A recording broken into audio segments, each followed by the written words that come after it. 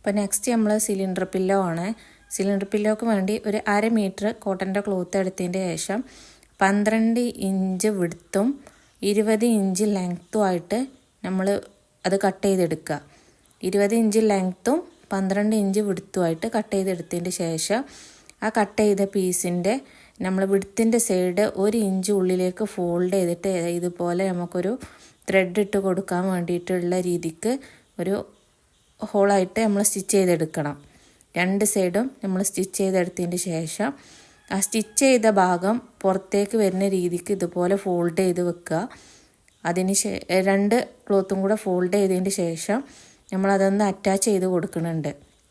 Attach ചെയ്ത് കൊടുക്കുമ്പോൾ straight ആയിട്ട് സ്റ്റിച്ചിങ് കിട്ടാൻ വേണ്ടിയിട്ടാണ് നമ്മളിതുപോലെ സ്കെയിൽ വെച്ചിട്ട് ഒന്ന് അടയാളപ്പെടുത്തിയെടുക്കുക. അതിൻ്റെ സെൻറ്റർ ഭാഗം മാത്രം സ്റ്റിച്ച് ചെയ്തെടുത്താൽ മതി. നമ്മൾ ആ ഹോളിട്ട ഭാഗത്തേക്ക് ഒരിക്കലും സ്റ്റിച്ചിങ് പോകരുത്. അപ്പോൾ ഇതുപോലെ നമ്മൾ അത് സ്റ്റിച്ച് ചെയ്തെടുക്കുക.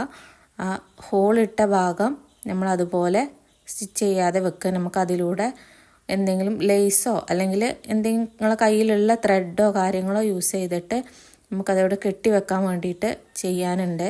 അപ്പോൾ അതിന് വേണ്ടിയിട്ട് അതുപോലെ ഹോളാക്കിയിട്ട് ഒഴിച്ചിടുക ചെയ്യുക.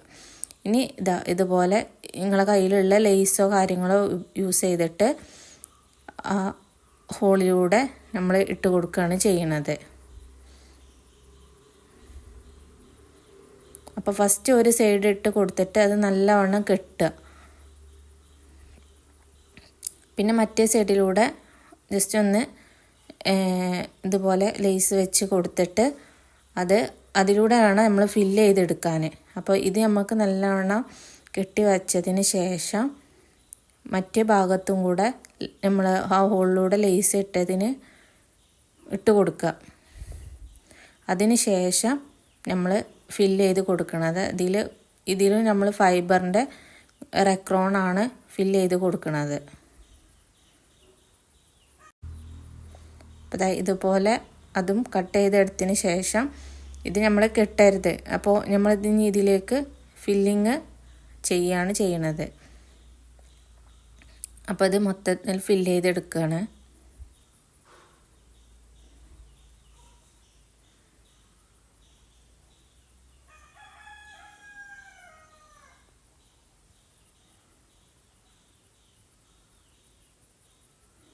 അപ്പോൾ അതാ നമ്മളെ ഫില്ലിങ് കഴിഞ്ഞിട്ടുണ്ട്. ഇനി നല്ലവണ്ണം ഈ അറ്റവും നമ്മളൊരു ബോ പോലെ ടൈ ചെയ്തെടുക്കുക ചെയ്യുക.